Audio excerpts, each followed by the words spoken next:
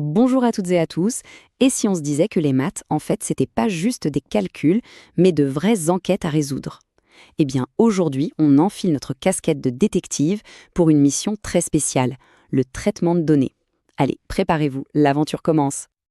On plonge direct dans l'action. Notre toute première affaire, un concours vient d'être lancé avec un prix incroyable, un week-end complet au Futuroscope.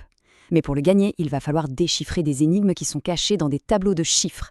La clé du succès? C'est justement les outils qu'on va apprendre à maîtriser ensemble aujourd'hui. Franchement, la victoire est à notre portée. Alors, la question est simple. Est-ce qu'on est prêt à devenir un vrai détective des données pour craquer le code et remporter ce voyage? C'est parti, la mission commence maintenant. Pour mener à bien notre enquête, comme n'importe quel bon détective, il nous faut une boîte à outils. Sauf que dedans, il n'y a ni loupe, ni pince à épiler. Non, nous, on a 3 indicateurs statistiques qui sont la clé pour analyser n'importe quelle série d'indices chiffrés. Notre premier outil, c'est un grand classique, la moyenne. Alors, la définition officielle nous dit que c'est la somme des données divisée par l'effectif total.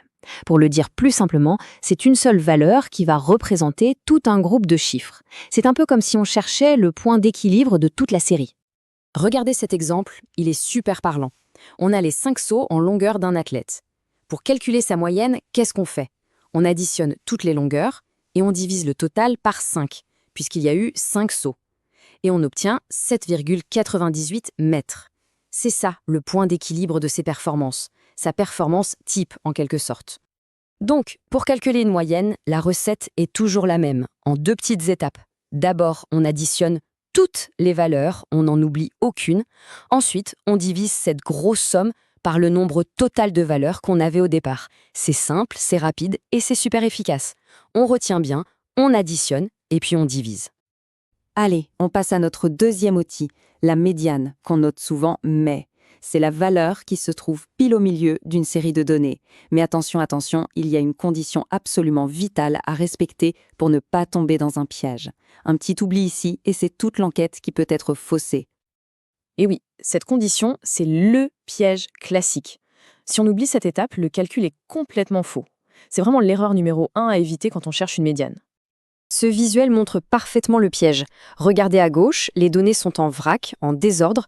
Le milieu qu'on pourrait trouver ne veut absolument rien dire. Par contre, à droite, une fois qu'on a bien rangé les nombres du plus petit au plus grand, là, la vraie valeur centrale apparaît. Donc le point crucial, c'est de toujours ordonner la série en premier. La méthode est donc toute simple, si on est bien rigoureux. Étape 1, on range les valeurs par ordre croissant. C'est indispensable. Étape 2, on trouve le milieu. Si on a un nombre impair de valeurs, comme 11 joueurs, c'est facile, il y a une valeur pile au centre. Mais si on a un nombre pair de valeurs, disons 10 notes, il n'y a pas de milieu unique. Dans ce cas, c'est simple, on prend les 2 valeurs centrales, on les additionne et on divise par 2. En fait, on fait la moyenne des 2 valeurs du milieu. Et voilà notre troisième et dernier outil, l'étendue. Alors lui, il est hyper simple à calculer, c'est juste la différence, donc la soustraction, entre la plus grande et la plus petite valeur de la série. C'est notre petit détecteur de dispersion. Par exemple, si les températures d'une semaine varient entre 5 et 20 degrés, on fait 20 moins 5 et l'étendue est de 15 degrés. Ça nous dit que les températures ont beaucoup varié. Maintenant, imaginez 2 classes qui ont toutes les deux 12 de moyenne. La première a des notes entre 10 et 14, donc une étendue de 4. La seconde a des notes entre 5 et 19, une étendue de 14. La moyenne est la même, mais l'étendue nous révèle que la première classe est beaucoup plus régulière. C'est un indice super important sur l'homogénéité d'une série. Ok, maintenant qu'on a nos 3 super outils, moyenne, médiane, étendue, il est temps de passer à l'entraînement. Fini la théorie, place à la pratique. On va mettre nos outils à l'épreuve sur de vrais cas d'enquête. Premier mini-cas pour nous. On a ici les tailles de 11 joueurs de l'équipe de France. La question est simple, quelle est la taille médiane de ces joueurs? Prenez juste un petit instant pour réfléchir à la méthode qu'on vient de voir. Alors, la solution? Exactement. Étape 1, la plus importante. On commence par ordonner les tailles, de la plus petite à la plus grande. Comme on a 11 joueurs, c'est un nombre impair, donc la valeur du milieu, c'est la 6e. Et hop, la taille médiane est de 1,83 m. Et en petit bonus, on peut même calculer l'étendue.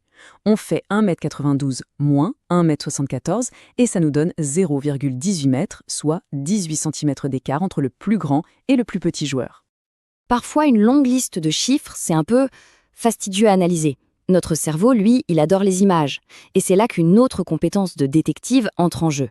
Savoir faire parler les graphiques pour comprendre toute l'histoire en un seul clin d'œil.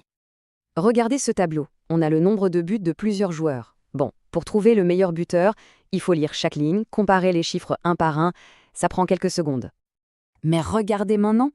Avec ce diagramme en barre, la réponse est immédiate. On voit tout de suite que la barre de Lacazette est beaucoup plus haute que les autres. Pas besoin de lire, l'information nous saute littéralement aux yeux. C'est ça, la puissance d'un bon graphique. Et cette idée, elle est fondamentale. Il existe plein de types de graphiques et chacun a sa spécialité. Un diagramme en barre, comme on vient de voir, c'est parfait pour comparer des quantités. Qui est le plus grand, qui a marqué le plus, la réponse est visuelle. Un diagramme circulaire, le fameux camembert, lui, il est génial pour montrer des proportions, comment un tout est partagé. Chaque graphique, c'est comme une salle de preuve visuelle, et on choisit le bon outil pour faire parler les chiffres le plus clairement possible. Toute bonne enquête se termine par un rapport final. On va donc rassembler toutes nos découvertes dans un petit carnet de bord, une sorte de fiche mémo, pour être certain de ne rien oublier d'important. Et voilà notre mémo de détective. Cette carte mentale, elle résume absolument tout. Au centre, notre objectif, représenter et traiter des données.